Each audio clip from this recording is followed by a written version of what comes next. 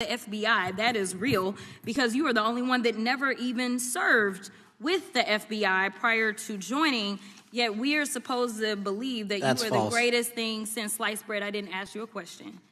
Now, what I want to go through is to talk about why you are a failure and why, honestly, we just need to tell you bye-bye. I know that you got a little upset and you put on your show for your boss because it seems like you're trying to save your job when it came to talking to Senator Booker yesterday.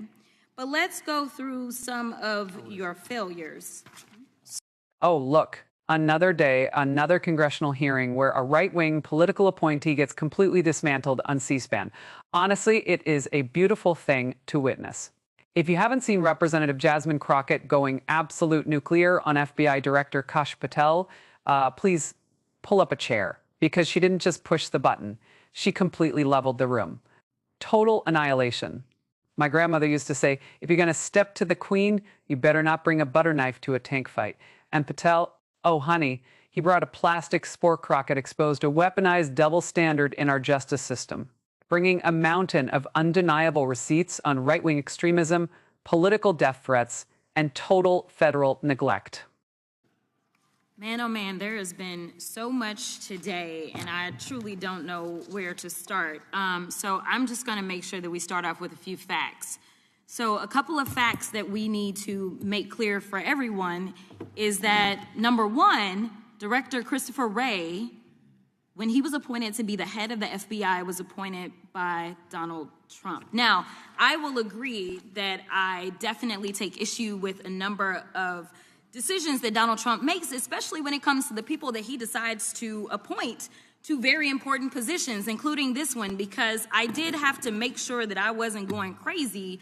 But when I say that you are the least qualified FBI director in the history of the FBI, that is real, because you are the only one that never even served with the FBI prior to joining, yet we are supposed to believe that you are the greatest thing since sliced bread. I didn't ask you a question. Now, what I want to go through is to talk about why you are a failure and why, honestly, we just need to tell you bye-bye. I know that you got a little upset and you put on your show for your boss because it seems like you're trying to save your job when it came to talking to Senator Booker yesterday. But let's go through some of your failures. So before you were even confirmed, and I think one of my colleague from Georgia, pointed out that you are already targeting career officials so that you could direct illegal firings. Mind you, these cases that you were so upset about, which are the ones tied to Trump, the cases came through his handpicked FBI director.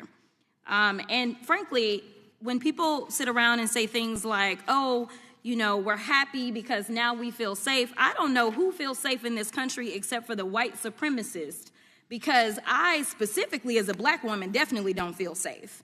And frankly, my colleagues have been real nice to you today, and I applaud them, but I don't have the same demeanor because I know that multiple colleagues on this side of the aisle have faced death threats. In fact, somebody tried to kill one of my colleagues. And frankly, I don't know if this FBI or under your leadership, if those people would have been caught. I don't have any confidence in you. And if we start talking about the reasons that I lack confidence, we could start with you not just wanting to acknowledge some simple facts. Simple facts like the vast majority of the threats are coming from right-wing extremism. And I know my colleagues have tried to stress this, but I decided that I would maybe do it in a different way. Number one, I have a couple of UCs. Kim Buck, one of multiple Republicans receiving death threats for voting against Jim Jordan as House Speaker. Without objection.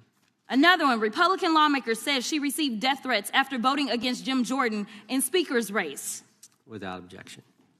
In addition, there was another one from another colleague who now is leaving Congress because they said that they were calling his wife anonymously and threatening her life to the extent that she ended up sleeping with a firearm. Without objection. Okay, so here's the deal. How are we supposed to have confidence when you're sitting up here telling the Senate yesterday that it will take you 14 years before you can get the FBI fully staffed to do their jobs. You're also now redirecting resources so that they can go and play ICE agents on the streets. You're getting rid of your most qualified people. And even when it came down to somebody that you consider to be a friend, you were posted up having some fancy dinner to the extent that you posted not only once erroneously, you posted twice erroneously as it relates to catching somebody. And then you want to go and say, let me take a victory lap.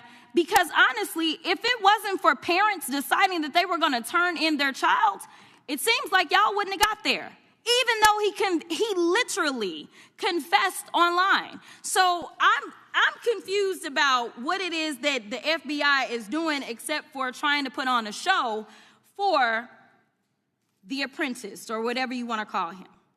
The day after all of this took place, there was domestic terrorism that was taking place at HBCUs. They were targeted. Yet I didn't hear anything from the FBI about what was going on. And again, black people kept saying, how did we end up in this? Because the numbers are so very clear that white supremacy is a problem. And honestly, I've not heard anything out of you today that makes me believe that you're going to do anything about the white supremacy problem. The one that is leading to children being killed, children being shot, as well as members of their community as they're worshiping in their churches. The time of the gentlelady has expired. If the gentleman would like to respond to. So let's talk about how this whole thing kicked off. Crockett starts out by just completely dismantling the idea that the people running the show right now are even qualified.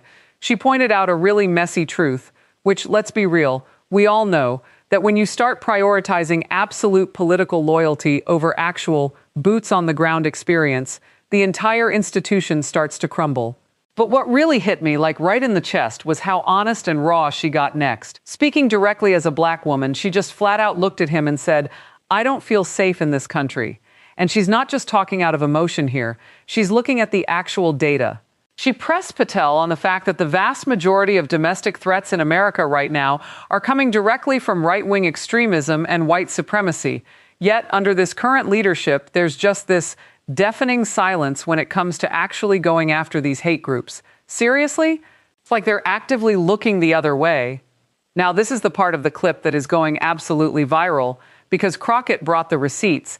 And, oh, the irony here is delicious.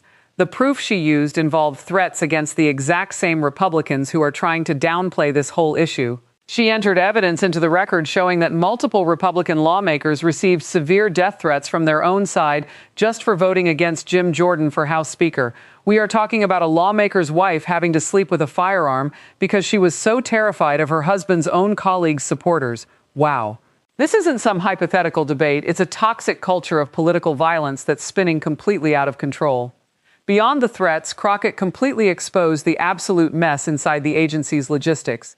Get this. She called them out for a projected 14-year timeline just to get the FBI fully staffed. 14 years! Wait, are they kidding me?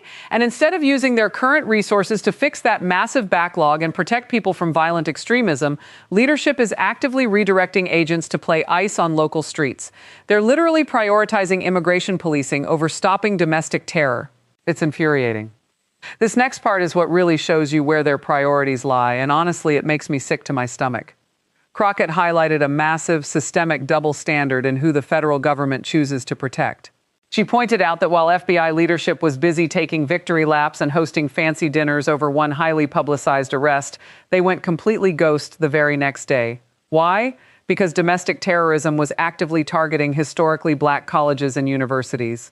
HBCUs were under literal threat, and the FBI offered absolutely nothing but silence. When the state completely ignores a threat like that, it sends a loud and clear message to black communities about whose safety actually matters to them. It proves they care way more about PR wins than protecting vulnerable students from white supremacist threats. It's just devastating.